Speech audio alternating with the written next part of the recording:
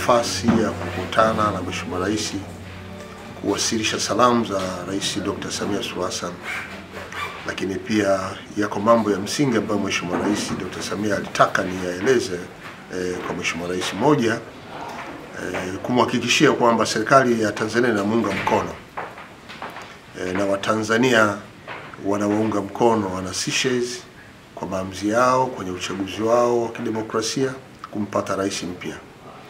Lakini pia Mheshimiwa Rais ametaka nimhakikishie rais wa hapa Seychelles kwamba Tanzania itaendelea kufanya kazi na Seychelles ikiwa ni sehemu ya kuunga mkono jitihada zilizoanzilishwa na waanzilishi wa mataifa haya kwa muda mrefu na kuendeleza mahusiano tulionayo kwenye masuala ya kiuchumi, ulinzi, siasa na masuala ya biashara na uwekezaji kwa uchumi kwa ujumla.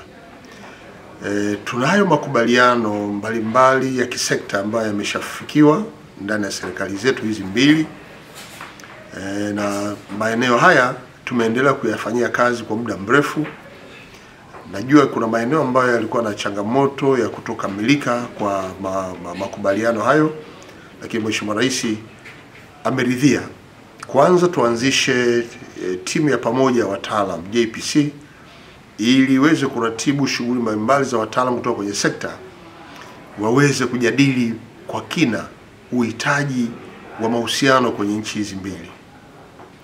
Tuna mahusiano kwenye Wizara ya Elimu, yako mahusiano Wizara ya Afya, yako mahusiano Wizara ya Ulinzi hasa kwenye jeshi la magereza, lakini yako mahusiano ya kibiashara kwa ujumla, na kwa mfano usafirishaji wa anga, utalii.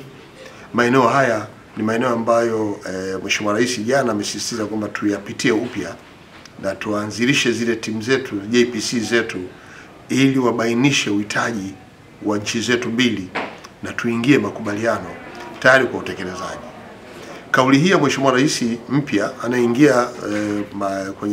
anaingia ofisini inaleta matumaini kwa Tanzania kwa sasa tumepata rafiki mpya, rafiki ambaye tunaendelea naye, tumepata rafiki ambaye tunaendeleza mahusiano. Na mimi nataka niwahakikishie wa Tanzania tumegundua kwamba tunazo fursa za kutosha hapa. Nimepata nafasi pia kukutana na Watanzania wanaoishi hapa, hasa ile Secretariat ya Diaspora, kupokea maoni yao, changamoto zao, lakini na ushauri kwenye maeneo ambayo tunahitaji kuimarisha.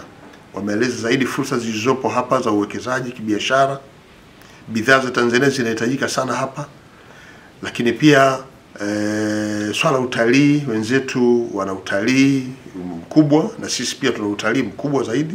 Kwa hiyo tunahitaji kuimarisha sekta hizi za utalii, lakini pia kuna nafasi ya ajira. Hili limezungumzwa sana na fursa zipo za ajira.